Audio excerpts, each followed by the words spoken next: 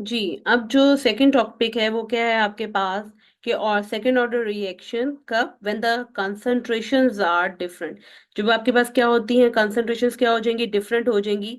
तो हम इस चीज को स्टडी करेंगे तो हम कंसीडर करते हैं कि हमारे पास टू रिएक्टेंट्स हैं ए एंड बी, जिनकी इनिशियल कंसंट्रेशन, अब ए की कंसंट्रेशन क्या है, हम उसे ए मोल्स पर डीएम क्यूब से रिप्रेजेंट करें। और बी जो है उसकी कंसंट्रेशन क्या है, बी मोल्स पर डीएम क्यूब, जब टाइम आपके पास क्या था, जीरो था। अब जैसे ही टाइम टी पे अप्रोच किया तो आपके पास क्या हुआ जी, आपकी जो प्रोडक्ट की कंसंट्रेशन है वो एक्स मोल्स हो गई। ठीक है, ठीक है, एक्स मोल्स हो गई जब आपके पास रिएक्टर्स क्या होना शुरू हो गए, कंज्यूम होना शुरू हो गए। तो according to law of mass action आपको पता है कि rate of reaction at time T जो होता है वो डिपेंड करता है concentration of the reactant at that time. उस टाइम पे आपके पास रिएक्टेंट की प्लस बी, आपके पास दो रिएक्टेंट है और ये कन्वर्ट हो रहे हैं किसके अंदर, प्रोडक्ट के अंदर कन्वर्ट हो रहे हैं। ठीक है, अब जब टाइम आपके पास क्या था, जीरो था, तो एट दैट टाइम आपके पास प्रोडक्ट की कंसंट्रेशन क्या थी, जीरो थी। जबकि ए की कंसंट्रेशन क्या थी, ए थी। और बी की कंसंट्रेशन क्या थी, बी थी। क्योंकि हम यहाँ पे कह रहे हैं, हम ये केस पढ़ रहे हैं कि जब आपके पास दोनों कंसंट्रेशन जो होती हैं वो क्या होती हैं, डिफरेंट होती हैं। ठीक है, जैसे ही टाइम टी पे अप्रोच किया, अगेन टी पे अप्रोच किया, तो आपके पास प्रोडक्ट की कंसंट्रेशन क्या हो गई, एक्स हो गई। और जबकि रिएक्टेंट कंज्यूम हुए तो हम कहेंगे एट दैट टाइम आप रिएक्टेंट ए की कंसंट्रेशन क्या है, ए माइनस एक्स है। और बी की कंसंट्रेशन क्या है आपके पास, बी माइनस एक्स है। ठीक है, अब according to law of mass action आपको पता है जी, रेट ऑफ रिएक्शन जो होता है किसी भी रिएक्शन का वो डिपेंड करता है या डायरेक्टली प्रोपोर्शनल होता है to the concentration of reactant के। ठीक है, product of the concentration of reactant, तो दैट्स मीन अगर हम इस इक्वेशन के लिए रेट लिखें तो आपका डी एक्स ओवर क्या हो जाएगा, डी टी है आपके पास।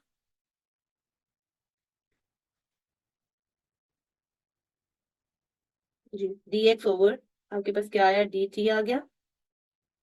डायरेक्टली प्रोपोर्शनल है किसके, A minus X and B minus X, क्योंकि अब कंसंट्रेशन क्या आ रही है, डिफरेंट आ रही है। ठीक है, तो ऑब्वियसली प्रोपोर्शनल साइन को खत्म करेंगे तो आपको पता है क्या करते हैं, प्रोपोर्शनल साइन को खत्म करने के लिए कांस्टेंट लगाते हैं। तो यहाँ पे क्या आ जाएगा आपके पास, D X over D T आएगा आपके पास। ठीक है, इज इक्वल टू के क्या है इसमें, प्रोपोर्शनैलिटी कांस्टेंट है, तो ए माइनस एक्स आ गया आपके पास एंड बी माइनस एक्स आ गया आपके पास। ठीक है, तो this is the equation number one, ये आपके पास क्या होगी, इक्वेशन नंबर वन हो जाएगी। ठीक है, अब क्या हुआ जी, इक्वेशन नंबर वन अगेन क्या बता रही है, दो चीजों के बारे में बता रही है। इक्वेशन हमें स्पीड ऑफ रिएक्शन के बारे में बता रही है। ठीक है, लेकिन कि आपके कितनी स्पीड से रिएक्टेंट जो है वो प्रोडक्ट में क्या हो रहे हैं, कंज्यूम हो रहे हैं। लेकिन हमें अगेन वही बात की, हमें क्या चाहिए, वही क्वेश्चन चाहिए कि हमारे पास कितने प्रोडक्ट किसी भी टाइम पे फॉर्म्ड हुए हैं। वो इक्वेशन जो हमें ये बताए कि एट दैट टाइम आपके कितने प्रोडक्ट फॉर्म्ड हुए हैं और एट दैट टाइम कितने रिएक्टेंट आपके कंज्यूम हुए हैं और कितने रिएक्टेंट लेफ्ट बिहाइंड है। ठीक है, तो हमें इस इक्वेशन के की नीड है जिसमें हमारे पास प्रोडक्ट की कंसेंट्रेशन एट दैट टाइम पता चले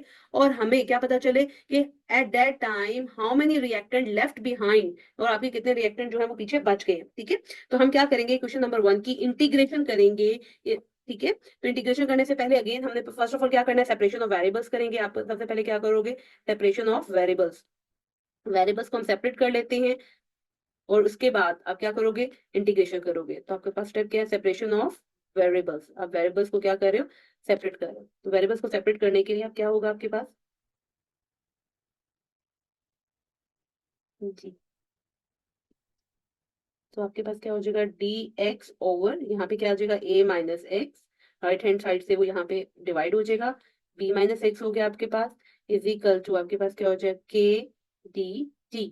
ठीक है, तो इक्वेशन नंबर आपके पास क्या बन गई, थ्री बन गई। जैसे इक्वेशन नंबर थ्री, अब हम इसका क्या करेंगे, इंटीग्रेट कर देंगे। जब इस इक्वेशन को हम इंटीग्रेट करते हैं तो आपके पास क्या होगा जी, D X over A minus X आया आपके पास। ठीक है, और बी माइनस एक्स आ गया, इज इक्वल टू कॉन्स्टेंट का वेरिएबल इंटीग्रेशन नहीं की जाती तो हम के को बाहर निकाल लेते हैं और डी टी को हम क्या कर लेंगे, इंटीग्रेट कर लेंगे। ठीक है, तो ये क्वेश्चन नंबर आपके पास क्या बन गई, हम इसे अगर हम बात करें this equation number four, this equation number four है। अब क्या हुआ, आपके पास जो है वो लेफ्ट हैंड साइड और ये आपके पास क्या मौजूद है, राइट हैंड साइड। तो राइट हैंड साइड साइड की इंटीग्रेशन करना इजी है, लेकिन लेफ्ट हैंड साइड की इंटीग्रेशन करना क्या थोड़ा डिफिकल्ट है। तो क्या करेंगे, इसके इंटीग्रेशन के लिए हम क्या यूज करेंगे, हमें पार्शियल फ्रैक्शन का मेथड यूज करना पड़ेगा to integrate left hand side. ठीक है, तो लेफ्ट हैंड साइड को इंटीग्रेट करने के लिए जो मेथड हम यूज करें दैट्स कॉल्ड पार्शियल फ्रैक्शंस। कैसे करते हैं तो देख लेते हैं। आपके पास क्या है जी, पार्शियल फ्रैक्शन का मेथड है,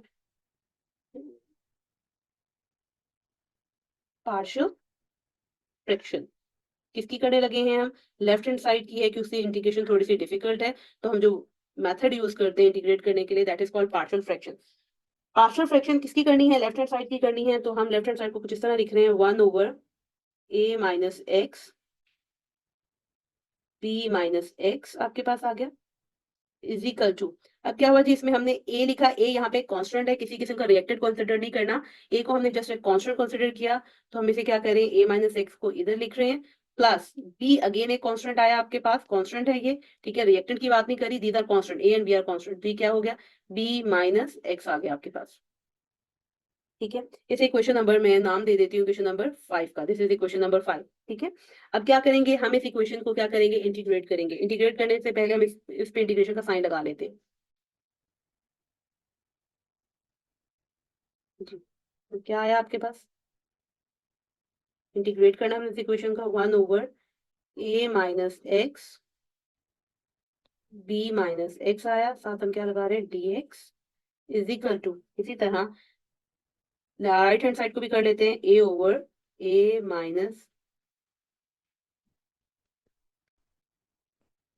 a-x आया, साथ क्या लगा दिया, इसका डेरिवेटिव, प्लस इंटीग्रेट करने हैं हमने इस पोर्शन को भी, b-x आया आपके पास, ठीक है, और साथ क्या आ गया, dx आ गया, ठीक है। तो a और b इसमें क्या है आपके पास, कांस्टेंट है। अब हमने क्या करना है, कि जो इक्वेशन हमारे पास आई है, this is called equation number 6, हमने इक्वेशन नंबर 6 को मल्टीप्लाई कर देना है from both side with a-x and b-x से। आपने क्या करना है, आपने मल्टीप्लाई करना है, मल्टीप्लाई करना है किससे, मल्टीप्लाई करोगे, किसको करोगे, इक्वेशन नंबर 6 को, इक्वेशन 6 को किसके साथ मल्टीप्लाई करना है, a-x एंड b-x से मल्टीप्लाई करोगे फ्रॉम बोथ साइड, ठीक है। तो क्या होगी आपके पास, इक्वेशन किस तरह हो जाएगी अब जी, मल्टीप्लाई करें तो a-x आया आपके पास, b-x डिवाइडेड बाय a-x है आपके पास, और b-x आ गया आपके पास, ठीक है, इज इक्वल टू, इसी तरह a के साथ भी जो है मल्टीप्लाई हो रहा है, a-x आया, b-x आ गया आपके पास, डिवाइड किससे था जी, a-x था, इसी तरह प्लस b के साथ भी ये चीज मल्टीप्लाई हो रही है, a-x एंड b-x हुआ, डिवाइड क्या था जी, b-x, तो आप इसे सॉल्व करो तो ये कैंसिल आउट हो गया आपस में, इसी तरह ये कैंसिल आउट हो गया, और इसी तरह ये आपके पास कैंसिल आउट हो गया, तो इक्वेशन जो है ये किस तरह हो जाएगी आपके पास, इक्वेशन आपके पास आ जाएगी 1/a-x एंड b-x आ गया आपके पास, ठीक है, इज इक्वल टू, अब a के साथ क्या आएगा, a जो पीछे लेफ्ट हुआ, b-x लेफ्ट हो गया, प्लस b के साथ क्या लेफ्ट हो गया, a-x लेफ्ट हो गया, ठीक है। तो अब हमने क्या करना है जी, इसमें से वैल्यू a और वैल्यू b फाइंड आउट करना है, तो हम a-x और b-x को जो है वो इक्वल कर देंगे जीरो के, ताकि वो find out the value of a and b। तो ए और बी की वैल्यू को फाइंड आउट करने के लिए हम पहले a-x को जीरो को इक्वल करेंगे, फिर हम b-x को जीरो को इक्वल करेंगे। तो फर्स्ट ऑफ ऑल हम करते हैं जी, कंसिडर करते हैं, हम एक कंडीशन लगा रहे हैं कि a माइनस जो x है वो आपके पास इक्वल है किसके, जीरो के, ठीक है। तो दैट्स मीन a जो है वो इक्वल हो जाएगा x के, ठीक है। तो अगर जब a जो होगा वो इक्वल x के हो जाएगा, तो हमारे पास यहाँ पे x की वैल्यू क्या आ जाएगी, a आ जाएगी, जिसे हम इस इक्वेशन में क्या करेंगे, पुट करेंगे।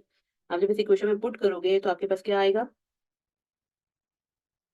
1 is equal to a, a के साथ क्या था, b-x, तो क्या होगा, b-x की वैल्यू क्या है, a है, प्लस b आ जाएगा, इसके साथ क्या था, a-x, तो a आ जाएगा, x की वैल्यू a आ जाएगी, ठीक है। जब x की वैल्यू a आ जाएगी तो ऑब्वियसली ये किसके इक्वल हो जाएगा, जीरो के इक्वल हो जाएगा, तो ये पूरी टर्म जो है वो किसके इक्वल हो जाएगी, जीरो के, मीन खत्म होगी। तो पीछे आपके पास क्या बचा, a is equal to a b-a बच गया, ठीक है। तो ये आप कह सकते हो कि अगर मैं a की वैल्यू निकालना चाहती हूँ, फिर क्या होगा, a is equal to 1/b-a, ठीक है। या इसको थोड़ा सा इस तरह किया जा सकता है कि a is equal to -1/a-b, मैंने थोड़ा रीअरेंज किया है इसको, a-b लिखने के लिए माइनस आ गया, तो आपके पास यहाँ पे क्या आ गया जी, a की वैल्यू निकले, this is the value of a, ये आपके पास a की वैल्यू निकले। इसी तरह हम क्या कर लेते हैं, b की वैल्यू को भी फाइंड आउट कर लेते हैं। b की वैल्यू फाइंड आउट करने के लिए हम कंसिडर करते हैं कि अब आपके पास b-x जो है वो इक्वल है जीरो के, तो that's mean b is equal to क्या हो जाएगा, x होगा। अब हम इस वैल्यू को उठाएंगे और किस इक्वेशन में पुट करेंगे, अगेन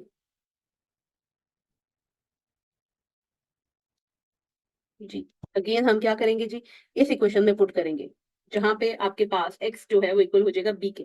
तो जब हम इस इक्वेशन में पुट कर रहे हैं तो अब आपके पास क्या होगा, अगेन वन वैसे ही होगा, ए के साथ क्या था b माइनस एक्स, तो that's mean b minus b हो जाएगा क्योंकि अब यहाँ पे x की वैल्यू b के इक्वल है, प्लस b आ गया, साथ क्या आएगा a माइनस b आ जाएगा, ओब्वियसली x की हम b लिख देंगे। Again b minus b equal किसके है, जीरो के इक्वल है, तो ये पूरी टर्म जो है वो निग्लेक्ट हो जाएगी, खत्म हो जाएगी, जीरो के इक्वल है तो आपके पास क्या आ जाएगा, one is equal to b a minus b आ गया, या आप अगर b की वैल्यू लिखो तो क्या होगा, b is equal to one over a minus b। तो हमने यहाँ पे क्या किया जी, b की वैल्यू भी निकाली, a की वैल्यू भी निकल आई आपके पास और b की वैल्यू भी। a की वैल्यू क्या निकली थी आपके पास, हमने निकाली थी a इज इक्वल टू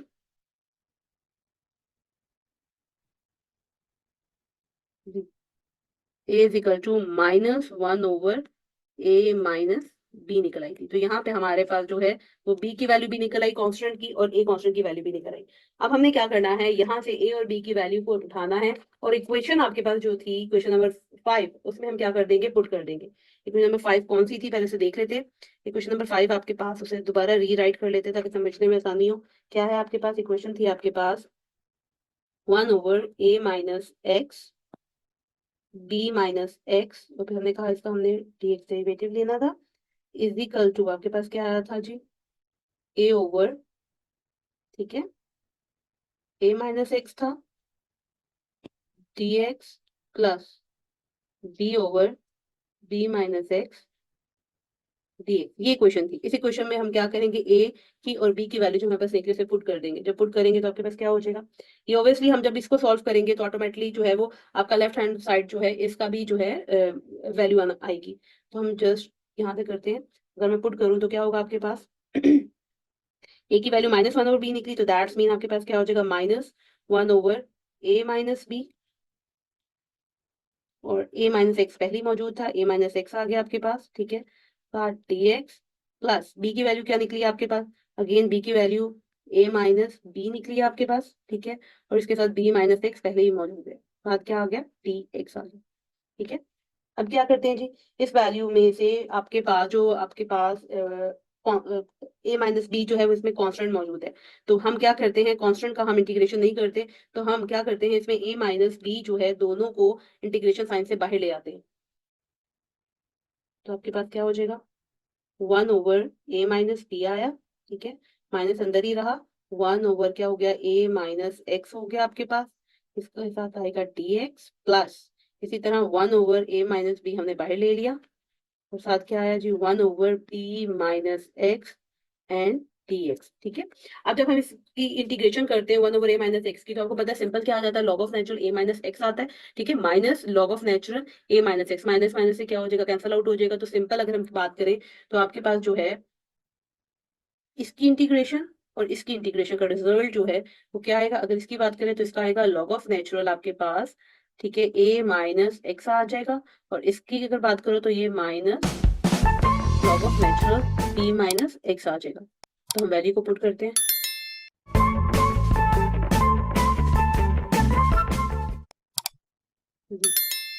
तो आपके पास क्या बना equation, one over a minus B आया, जो पहले ही कांस्टेंट बाहर था, ठीक है, जब हमने इसको सॉल्व किया तो आपके पास log of natural a minus X आया से सॉल्व करके, प्लस अगेन क्या था जी, one over a minus B आ गया आपके पास, और साथ क्या इसकी वैल्यू निकली थी इंटीग्रेशन की, log of natural b minus x निकला था, ठीक है। तो अब क्या हुआ जी, इसमें one over A minus B जो है हम उसे कॉमन ले लेते हैं, अगर आप इसे कॉमन लो तो क्या होगा, ए माइनस बी को हमने कॉमन ले लिया, साथ क्या आया, log of natural A minus X, ठीक है, तो ये क्या हो जाएगा, minus log of natural B minus X हो गया, ठीक है। लॉग ऑफ नेचुरल अगर आपको पता है, इसको अगर हमने एक ही लॉग में लिखना है तो चीज माइनस हो रही होती है, वो चीज किसमें चली जाती है, डिवाइड में चली जाती है, तो ये क्वेश्चन थोड़ी सी इस तरह हो जाएगी आपके पास, फर्दर मॉडिफाई हो जाएगी, ए माइनस बी आया आपके पास, ठीक है, लॉग ऑफ नेचुरल आ गया ए माइनस एक्स, ऑब्वियसली इसको अगर लिखेंगे तो ये क्या हो जाएगा, बी माइनस एक्स आ जाएगा, ठीक है। तो ये हमारे पास जो है वैल्यू निकल आई, किसकी निकल आई, ठीक है, किसकी निकल आई? अगर आपको याद हो थोड़ा सा, इक्वेशन नंबर कौन सी हम यूज कर रहे थे? इक्वेशन नंबर 2, अगर आपको थोड़ी याद हो, क्या थी वो 2? क्या आपके पास क्या था जी? D X over A minus X and T minus X, equation number 2 ये थी, plus is equal to K T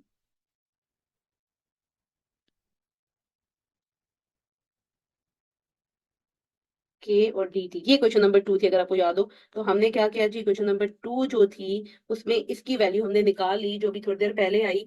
वो कौन सी वैल्यू थी आपके पास? 1 over A minus B log of nature A minus X and B minus X through partial fraction. ठीक है, तो अब इसमें वैल्यूज को हम पुट कर देते हैं। वैल्यूज को पुट करो तो आपके पास क्या आएगा? वैल्यू को पुट करो तो आपके पास इक्वेशन क्या बनी?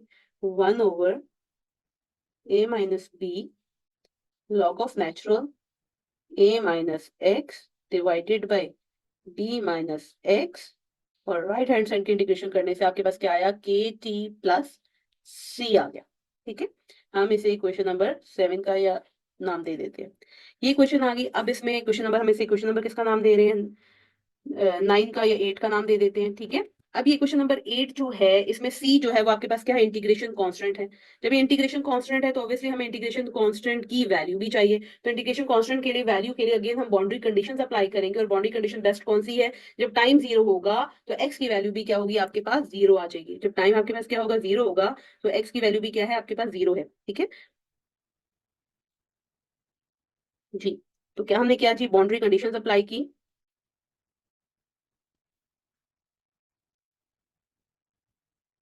बाउंड्री कंडीशंस क्या है? जब टाइम आपके पास 0 है तो एक्स की वैल्यू भी क्या है? आपके पास 0 है, तो इस वैल्यू को उठाएंगे हम इक्वेशन नंबर 8 में पुट कर देंगे। जब इक्वेशन नंबर 8 में पुट करोगे तो आपके पास जो इक्वेशन नंबर 8 है वो क्या हो जाएगी?